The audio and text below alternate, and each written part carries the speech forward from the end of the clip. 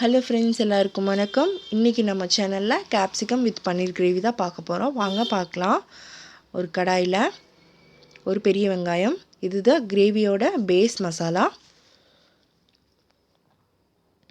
3 பல் பூண்டு, ஒரு பட்டை, ஒரு ஏலக்காய், 2 லவங்கம், 10 முந்திரி, 1/4 டீஸ்பூன் சீரகம், 1/4 டீஸ்பூன் மஞ்சத்தூள், கொஞ்சமாக உப்பு போட்டுட்டு கொஞ்சம் தண்ணி ஊற்றி இது நல்லா கொதிக்க விட்டு மிக்சியில் அரைச்சி எடுத்துக்கலாம். ஒரு பேனில் சீரகம் தாளிச்சிக்கலாம்.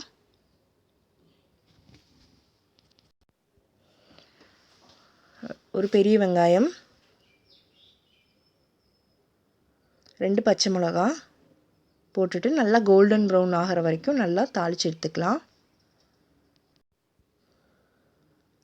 நல்லா கோல்டன் ப்ரௌன் ஆன உடனே இஞ்சி பூண்டு பேஸ்ட்டு 2 ஸ்பூன்,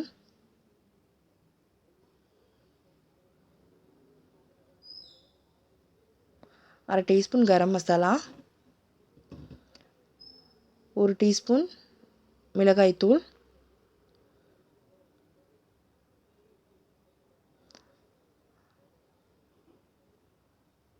2 டீஸ்பூன் மல்லித்தூள்,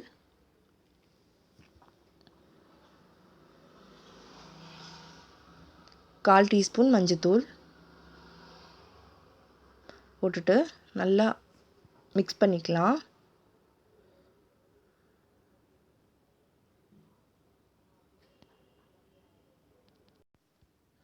கொஞ்சம் பச்சை வாசம் போனோடனே ஒரு தக்காளியை மிக்சியில் அடித்து அதையும் சேர்த்திக்கலாம்.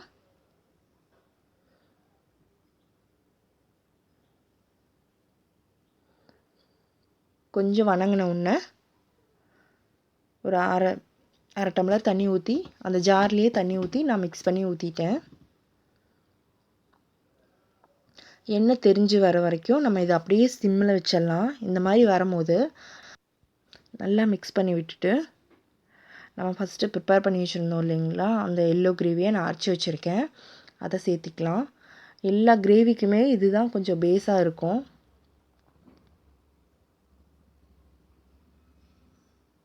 கொஞ்சம் சீரகத்தூள் போட்டு நல்லா மிக்ஸ் பண்ணி விட்டுடலாம். இது ரெஸ்டாரண்ட் ஸ்டைல் தான், இதை ட்ரை பண்ணி பாருங்கள். மிக்ஸ் பண்ணிவிட்டு பன்னீர் ஒரு 250 கிராம், ஒரு குடமிளகாய் எடுத்திருக்கேன், அதை இதில் சேர்த்திக்கலாம். கொஞ்சம் கிறிஸ்பியாக வேணும்னா பன்னீர் நீங்கள் கொஞ்சம் பட்டரில் ஃப்ரை பண்ணிவிட்டு போட்டிங்கன்னா கொஞ்சம் கிறிஸ்பியாக இருக்கும். எனக்கு கொஞ்சம் ஜூஸியாக வேணும், அதனால நான் அப்படியே தான் போடுறேன். கொஞ்சமாக சால்ட் போட்டு நல்லா மிக்ஸ் பண்ணி விட்டுட்டு இப்போ தேவையான அளவுக்கு தண்ணி விட்டுட்டு கலந்து விட்டுடலாம். நான் அந்த மசாலாஸ் வேஸ்ட் பண்ண வேண்டாம்னு அதிலேயே தான் மிக்ஸ் பண்ணி ஊற்றிருக்கேன். கொஞ்சம் கொதிக்கும் போது கொஞ்சம் சர்க்கரை போட்டு மிக்ஸ் பண்ணி விட்டுடலாம். ஒரு 10 நிமிஷம் மூடி இந்த மாதிரி எண்ணெய் தெரிஞ்சு வரணும். தெரிஞ்சு வரும்போது கஸ்தூரி மேத்தியை நம்ம 2 கையிலையும் தேய்ச்சி விட்டுட்டு போட்டுக்கலாம். போட்டுட்டு நல்லா மிக்ஸ் பண்ணி விட்டுடலாம்.